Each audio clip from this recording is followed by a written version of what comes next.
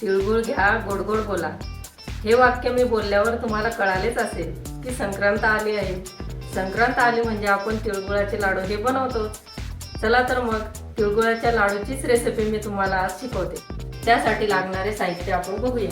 1 वाटी तीळ, 1 वाटी गूळ, अर्धी वाटी दाण्याचे कूट, 2 चमचे वेलची पूड, अर्धा चमचा तूप. मी कढई तापायला ठेवलेली आहे. आता तीळ भाजून घेणार आहे मी. संक्रांत येते तेव्हा थंडीचे दिवस असतात आणि थंडीच्या दिवसामध्ये तीळ हे आपल्या शरीरासाठी फार पौष्टिक असतात. त्यासाठी तिळगुळाचे लाडू आपण करून खायला हवे. तिळगुळाचे लाडू अत्यंत पौष्टिक असल्यामुळे ते आपण इतर वेळेसही करून खाऊ शकतो. आपली तीळ तडतडायला लागली की समजायचे की तीळ आपली भाजायला आलेली आहे. ही तीळ भाजून झाल्यानंतर मी या कढईतून ही तीळ काढून घेणार आहे. तीळ मी ताटात काढून घेतलेली आहे. आता गॅस कमी करायचा आहे आणि या कढईमध्ये आपण हा गूळ टाकणार आहे. गॅस कमी ठेवायचा आहे कारण आपण जर गॅस जास्त ठेवला तर गूळ जळण्याची शक्यता आहे.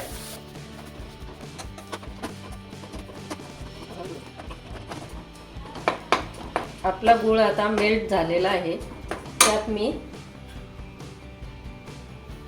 थोडेसे तूप टाकणार आहे. अगदी थोडेसे तूप टाकायचे.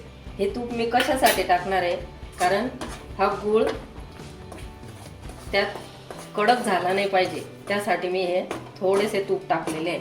आणि वेलची पूड पण टाकते. आपण ज्या वेळेस लाडू बांधू त्यावेळेस तो गूळ कडक होऊ नये म्हणून मी त्यात तूप टाकलेले आहे थोडेसे. त्यात आता दाण्याचे कूट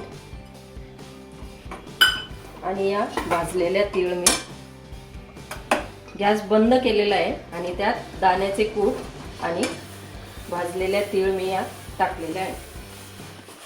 गॅस बंद करूनच हे आपण हलवून घ्यायचे आहे पूर्ण. आता गॅस चालू करायचा नाहीये. हे 1-2 मिनिटं आपण सतत हलवत राहायचे आहे. थोडे हे मिश्रण कडक व्हायला आले की मग आपण लाडू वळायला घेणार आहोत. आता हे मिश्रण मी ताटात काढून घेते. या मिश्रणाचे आपण वडेही थापू शकतो आणि लाडू पण करू शकतो. आपण प्रथम हाताला तूप लावून घ्यायचे आहे आणि हे आपल्याला जेवढा छोटा मोठा हवा असेल तेवढा या तिळाचा गोळा घ्यायचा आहे आणि आपण असा लाडू वळायचा आहे. तिळगुळाचा लाडू हा छोटाच वळायचा आहे कारण तो आपल्याला पटकन तोंडात टाकता येतो आणि तो क्यूट पण दिसतो. आता या मिश्रणाची मी तुम्हाला चिक्की सुद्धा थापून दाखवते. त्यासाठी मी ताटाला तूप लावून घेतलेलं आहे.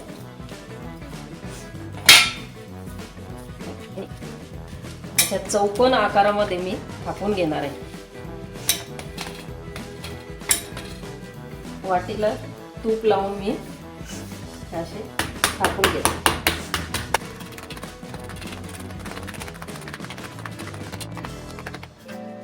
चाकूला पण तुपाचा हात लावायचा आणि मग अशा वड्या आपण पाडायच्या आहे. आपल्याला हव्या असतील तेवढ्या छोट्या मोठ्या आकाराच्या वड्या आपण कापून घ्यायच्या आणि मग थंड झाल्यावर या वड्या निघते.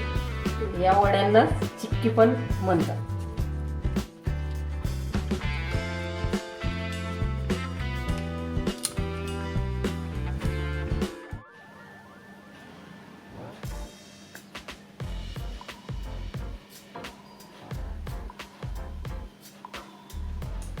चला तर मग आपण पण हे लाडू करून बघा आणि माझ्या व्हिडिओला तर लाईक करायला विसरू नका. माझ्या चॅनलला सबस्क्राईब मात्र जरूर करा. पुन्हा एकदा आपल्याला सगळ्यांना मकर संक्रांतीच्या शुभेच्छा. Good bye.